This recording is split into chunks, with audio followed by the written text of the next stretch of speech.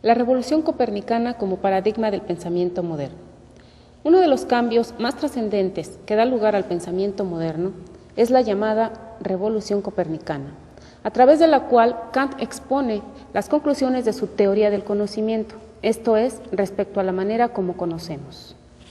Cabe subrayar que por el cuidado en el desarrollo de sus argumentos e incluso de sus aportaciones metodológicas, la reflexión filosófica de Kant trasciende al plano de la vida práctica de la sociedad.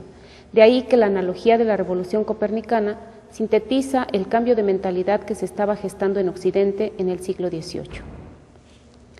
Ahora veamos en qué consiste dicha revolución.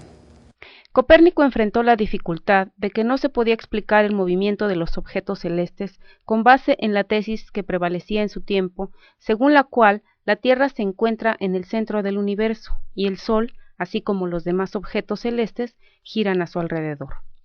Sus observaciones empíricas lo llevaron a suponer que para entender el movimiento de los objetos celestes era necesario cambiar la relación entre tales objetos, poniendo al Sol en el centro y suponiendo que es la Tierra la que gira a su alrededor.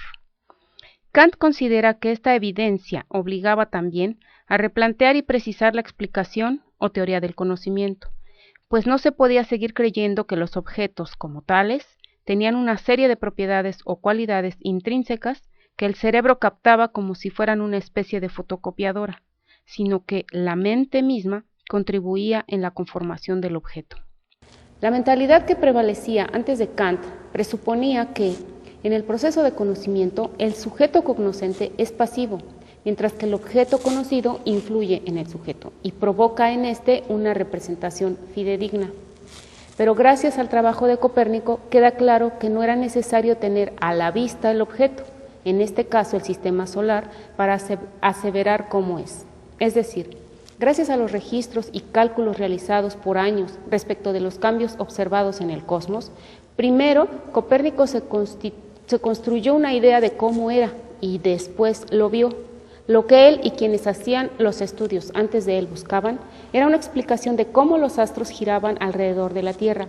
pero todo lo que tenían ante sí eran cálculos que los llevaban en otro sentido.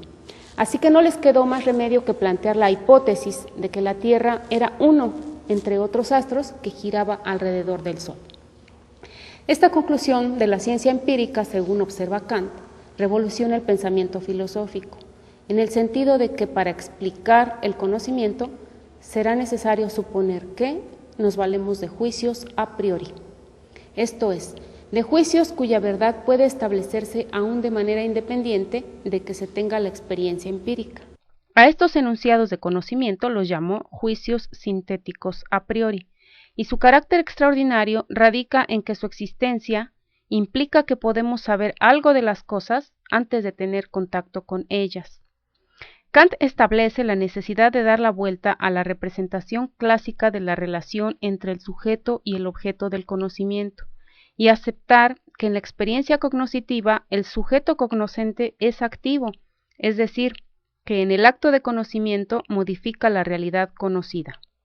Según Kant, los juicios sintéticos a priori explican que no son las cosas las que influyen directamente en nosotros para que se produzca el conocimiento de las mismas,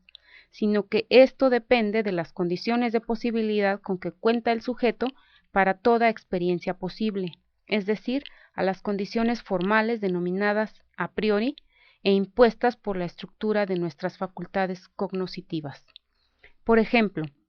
no podemos saber a priori si la figura que vamos a ver en la pizarra es un triángulo, ni las características contingentes de dicha figura, como su tamaño, su forma concreta.